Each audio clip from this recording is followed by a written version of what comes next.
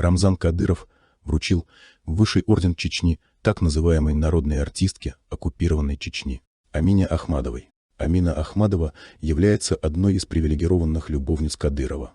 Напомним, что эта любовница Кадырова стала печально известной после того, как она сняла кощунственный клип, где она высмеивала трагедию и боль чеченского народа. Как думаете, позволили бы другие народы так глумиться над трагедией своих народов? Например, евреи, китайцы, японцы, русские, украинцы, грузины и так далее.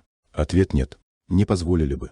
А мы что, терпилы? Между тем из Чечни приходят очередные кощунственные и потрясающие воображение нормальных людей новости.